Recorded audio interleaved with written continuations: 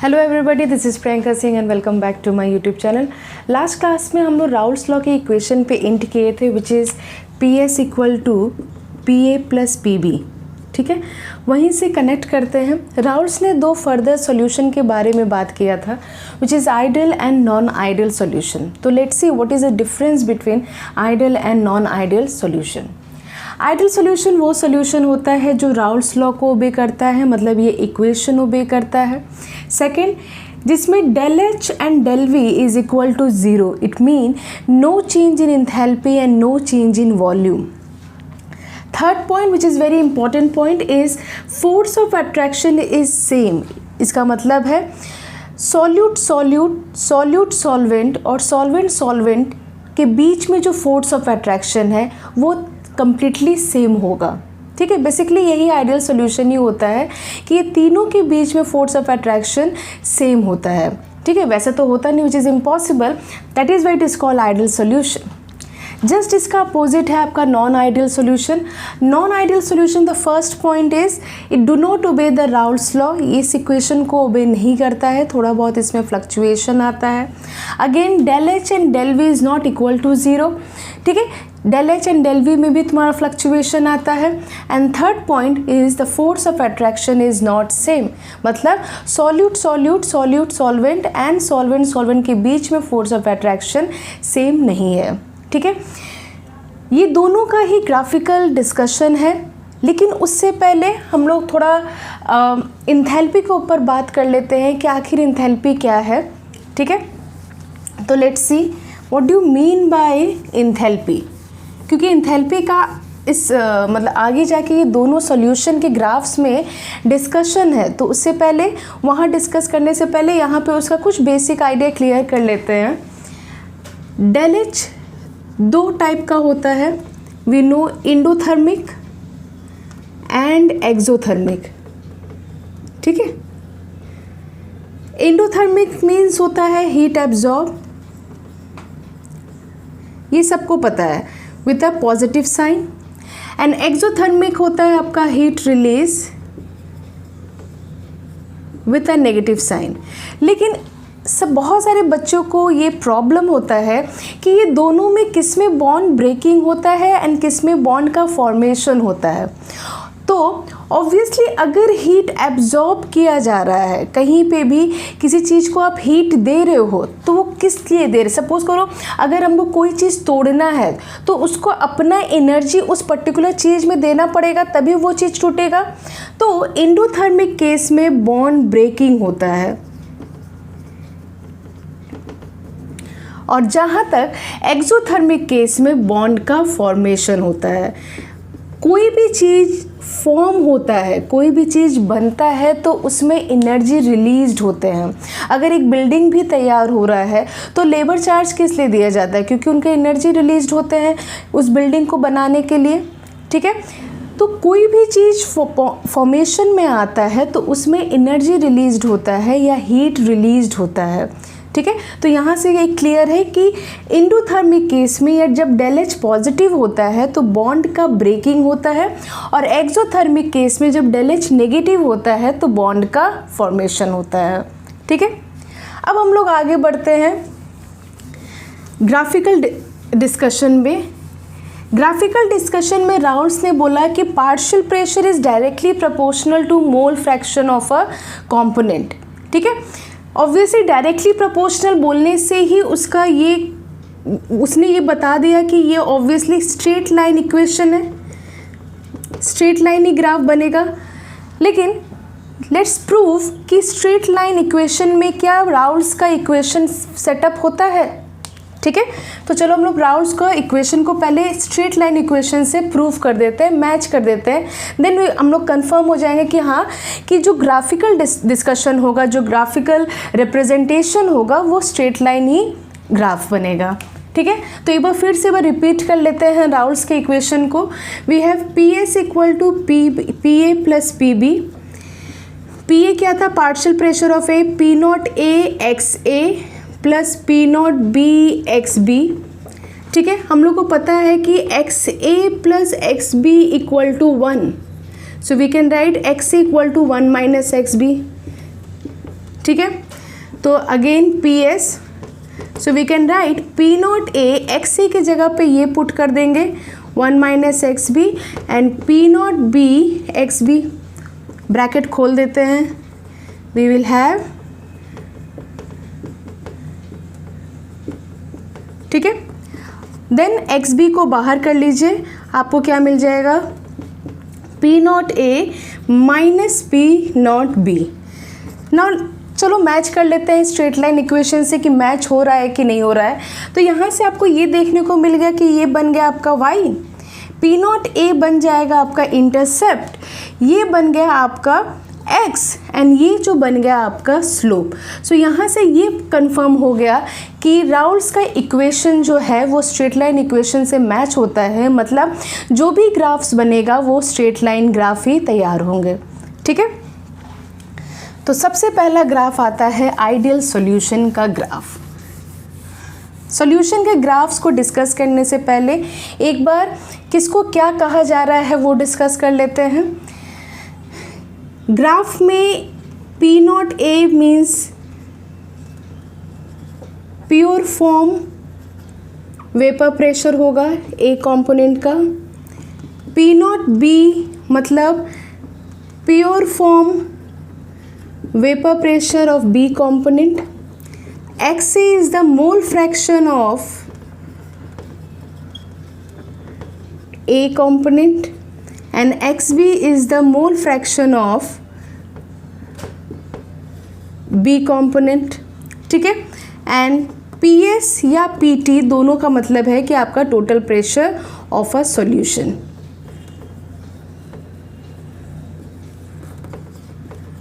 ठीक है।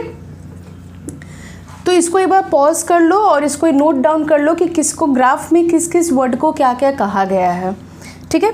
Now let's proceed with the first graph which is ideal solution graph. Okay, तो ideal solution graph में सबसे पहला पॉइंट क्या है कि del H is equal to zero, del V is equal to zero. It mean कि कोई भी चेंज ऑफ हीट नहीं होगा, ना ही हीट एब्जॉर्ब होगा और ना ही हीट लॉस होगा। Del V is zero means कोई भी चेंज इन अ वॉल्यूम नहीं होगा, मतलब कोई भी ओरिएंटेशन का ही वॉल्यूम नहीं होगा, ठीक है। प्रेशर आपका एज इट इज़ है P A plus P B, और you can say partial pressure of A is equal to this thing and partial pressure of B is P naught B XB, ठीक है। Now graph का formation करते हैं, ठीक है। इस साइड हम लोग मोल फ्रैक्शन ले लेंगे और इस साइड हम लोग VP ले लेंगे, ठीक है।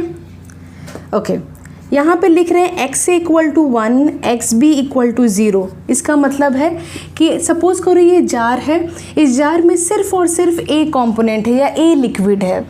तो जब A लिक्विड है B 0 है, मीन्स B लिक्विड का प्रेजेंस नहीं है। तो जब A लिक्विड है मीन्स x इक्वल टू 1 है, तो क्या हम लोग लिख सकते हैं कि P not A into 1। It mean कि जब सिर्फ इस जार में एक ही लिक्विड है तो ऑब्वियसली जो इस लिक्विड का वेपर प्रेशर होगा इन अ प्योर फॉर्म वही उसका पार्शियल प्रेशर होगा, ठीक है। तो हम लोग वहाँ उसको इंडिकेट कर दिए यहाँ पे P नॉट A से, ठीक है। अब क्या कर रहे हैं कि इसमें लिक्विड B डाला जा रहा है, ठीक है। जैसे जैसे हम लोग लिक्विड B डालेंगे तो इसका mole fraction of A liquid धीरे धीरे करके क्या होते जाएगा, कम होते जाएगा। So we can write over here XB equal to 1 and XA equal to 0, ठीक है।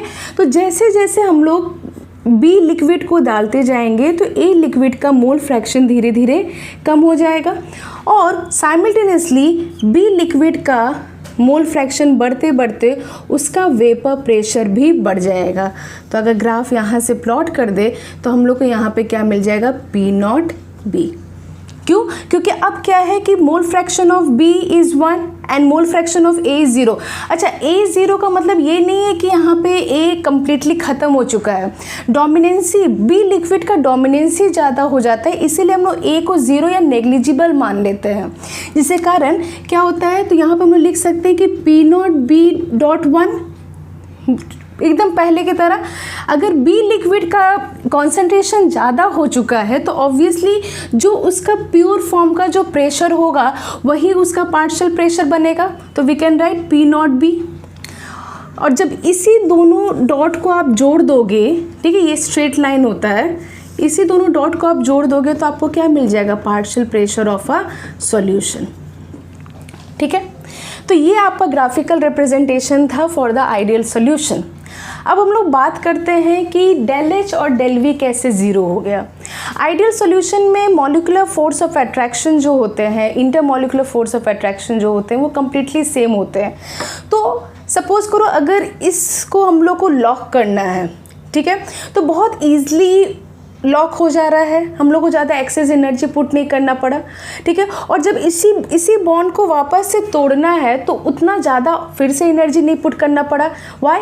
Because their orientation, their sizes are very similar to each other, तो ईजिली वो दोनों मॉलिक्यूल क्या हो सकते हैं, फिट हो सकते हैं, ठीक है। तो ना ही बॉन्ड ब्रेकिंग में एनर्जी लगा और ना ही बॉन्ड फॉर्मिंग में एनर्जी लगा, जिसके कारण डेल एच क्या हो गया, ज़ीरो हो गया, ठीक है। नेक्स्ट चीज़, जब किसी चीज़ में एनर्जी लगी नहीं रहा है तो वॉल्यूम का चेंजेस क्यों आएगा, क्यों वॉल्यूम इंक्रीज या डिक्रीज होगा, ठीक है। तो वॉल्यूम भी कोई भी चेंजेस नहीं आएगा। Why? Because they have the same force of attraction, so they will easily fit into each other. आराम से दोनों मॉलिक्यूल एक दूसरे के साथ फिट हो जाएंगे, इसीलिए डेल वी भी ज़ीरो हो जाएगा, मतलब there is a no change in a volume, ठीक है। तो ये था आपका आइडियल सॉल्यूशन का ग्राफ। नेक्स्ट हम लोग डिस्कस करते हैं नॉन आइडियल सॉल्यूशन के बारे में। नॉन आइडियल सॉल्यूशन के दो ग्राफ बनते हैं, पहला है positive deviation graph and second we have a negative deviation graph. Positive deviation graph का क्या रिप्रेजेंटेशन है? पॉजिटिव डेविएशन ग्राफ में डेल एच जो है ग्रेटर देन ज़ीरो होगा, मतलब डेल एच पॉजिटिव होगा।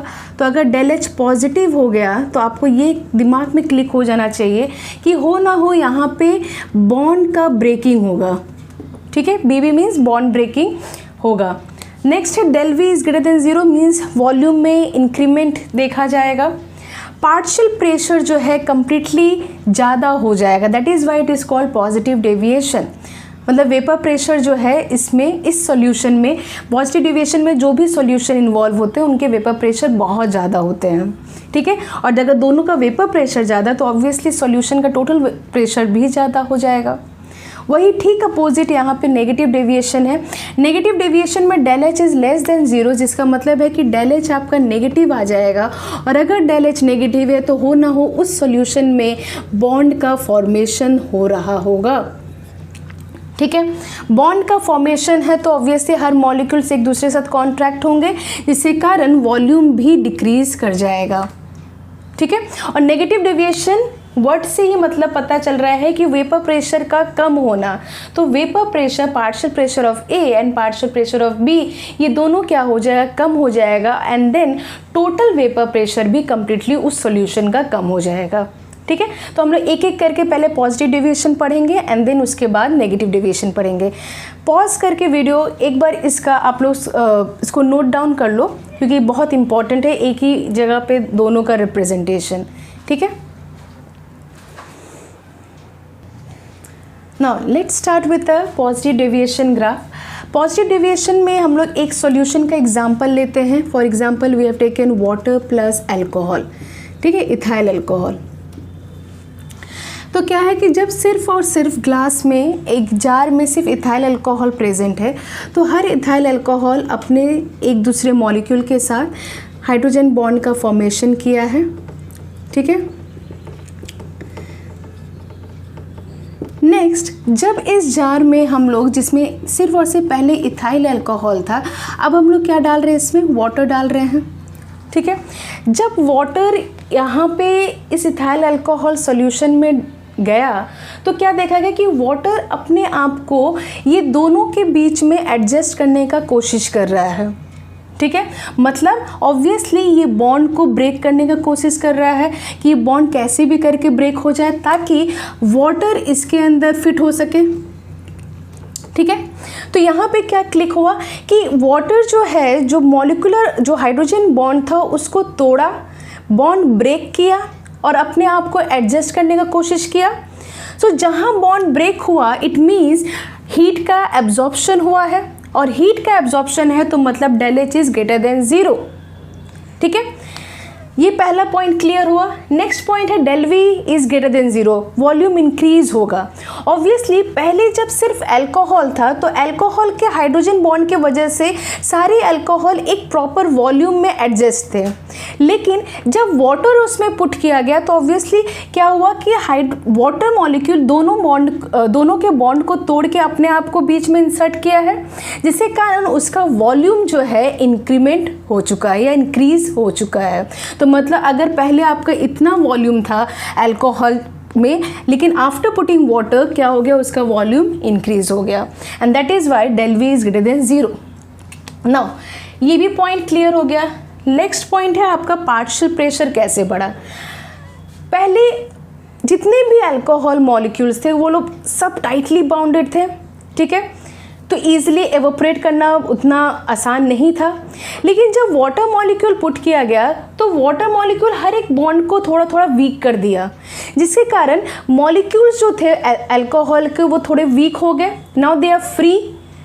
तो थोड़ा सा भी हीट प्रोवाइड करने से क्या हो गया, that molecule are easily evaporate, वो सब मॉलिक्यूल बहुत ईजिली वेपोराइज हो जाएंगे, इसीलिए उनके वेपर प्रेशर जो है इंक्रीज हो जाते हैं।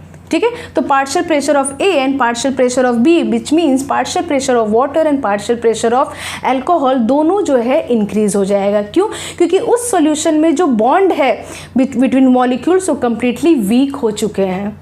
ठीक है, और जिसके कारण टोटल सॉल्यूशन का भी वेपर प्रेशर इंक्रीज हो जाएगा।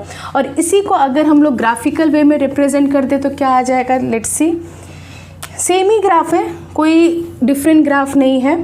ठीक है, ये आप लोग ग्राफ देखे थे, ये वाला part P naught A and P naught B. तो पॉजिटिव डेविएशन का ग्राफ क्या हो जाएगा, जस्ट इसको आप, इसका एक हम्प बन जाता है, मतलब पार्शियल प्रेशर ऑफ ए का hump, partial pressure of B का हम्प एंड टोटल प्रेशर का भी हम्प बन जाता है। तो दिस हम इंडिकेट कि वेपर प्रेशर इंक्रीज हो चुका है। ठीक है, यहाँ पे x equal to 1, X B equal to 0 and X B equal to 1 and X equal to 0। ठीक है, सिंपली वही ग्राफ में, ये स्ट्रेट लाइन ग्राफ था आइडियल सॉल्यूशन का, उसी को ऊपर जब हम्प बन जाता है तो वो आपका पॉजिटिव डेविएशन ग्राफ का फॉर्मेशन कर देते हैं। ठीक है, नेक्स्ट हम लोग लुक करते हैं negative deviation graph. Next we have a negative deviation graph. Negative deviation graph में ऑलरेडी एक्सप्लेन कि डेल एच नेगेटिव होगा, तो लेट्स सी कैसे डेल एच नेगेटिव हो जाएगा। ठीक है, मतलब कि अगर डेल एच नेगेटिव है तो मतलब बॉन्ड का फॉर्मेशन हो रहा है, हीट रिलीज हो रहा है, मतलब न्यू बॉन्ड का फॉर्मेशन हो रहा है। तो इसका एक बहुत अच्छा एग्जाम्पल है, that is a solution of a water and sulphuric acid. तो जब वाटर में हम लोग सल्फ्यूरिक एसिड डालते हैं तो न्यू अट्रैक्टिव फोर्स अराइज होने के कारण क्या हो जाता है, इंटरमॉलिक्यूलर जो हाइड्रोजन बॉन्ड है वो और स्ट्रॉन्गर हो जाता है between water and sulphuric acid. ठीक है, इस तरीके से आपका वाटर और सल्फ्यूरिक एसिड का जो बॉन्ड है, इंटरमॉलिक्यूलर हाइड्रोजन बॉन्ड और ज़्यादा स्ट्रॉन्ग हो जाता है, जिसके कारण हर मॉलिक्यूल्स और ज़्यादा कॉन्ट्रैक्ट हो जाते हैं या और ज़्यादा टाइटली बाउंड फॉर्मेशन हो जाता है। ठीक है, तो क्योंकि न्यू अट्रैक्टिव फोर्स अराइज हो रहा है, न्यू बॉन्ड का फॉर्मेशन हो रहा है, जिससे कारण हीट जो है रिलीज्ड हो रहा है। ठीक है, उस बॉन्ड को बनाने के लिए हीट जो है रिलीज्ड हो रहा है। तो यहाँ से ये कंफर्म होता है कि डेल एच जो है नेगेटिव होगा। ठीक है, नेक्स्ट हम लोग क्लियर करते हैं कि डेल वी कैसे नेगेटिव हो गया।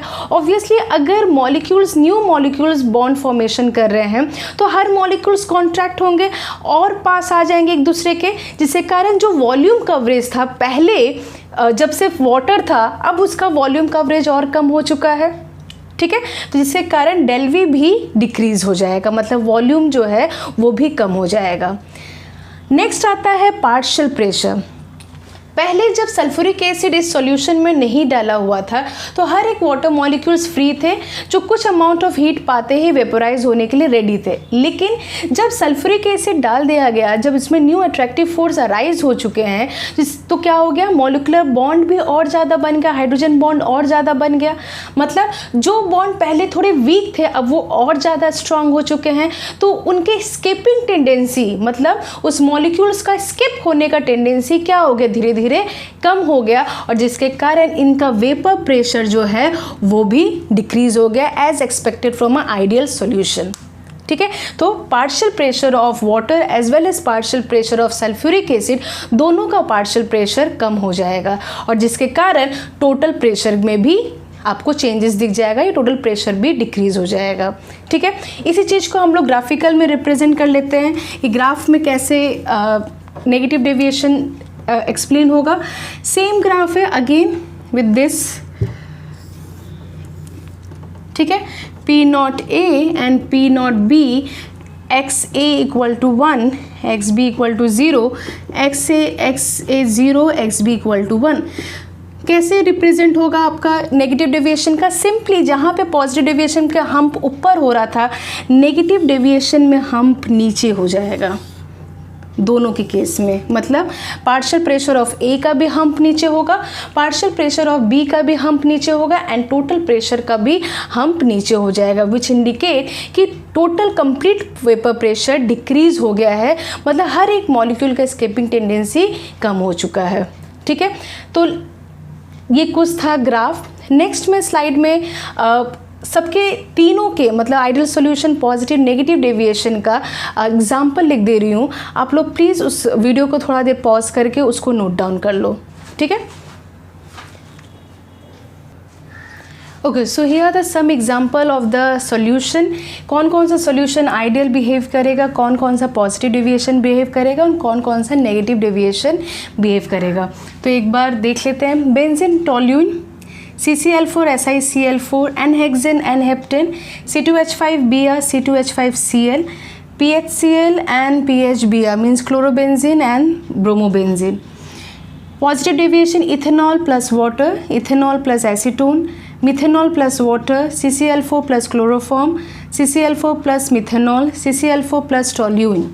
And negative deviation we have chloroform plus benzene, chloroform with nitric acid, water with nitric acid, water with HCl, water with sulfuric acid, acetic acid with methanol. ठीक है, तो ये कुछ एग्जाम्पल हैं। ये एग्जाम्पल डायरेक्ट क्वेश्चन में पूछे जाते हैं एंट्रेंस में कि कौन सा सॉल्यूशन पॉजिटिव डेविएशन शो करता है, कौन सा सॉल्यूशन नेगेटिव डेविएशन शो करता है, कौन सा सॉल्यूशन आइडियल बिहेवियर शो करता है। ठीक है, तो आज के लिए इतना ही। नेक्स्ट वीडियो में हम लोग राउल्स के इक्वेशन पे कुछ क्वेश्चन डिस्कस करेंगे। उसका क्वेश्चंस का लिंक ऑलरेडी आप लोग के डिस्क्रिप्शन बॉक्स में दे दिया जाएगा, तो आप लोग वहाँ से देख लेना। ठीक है, so for today this much, thank you so much.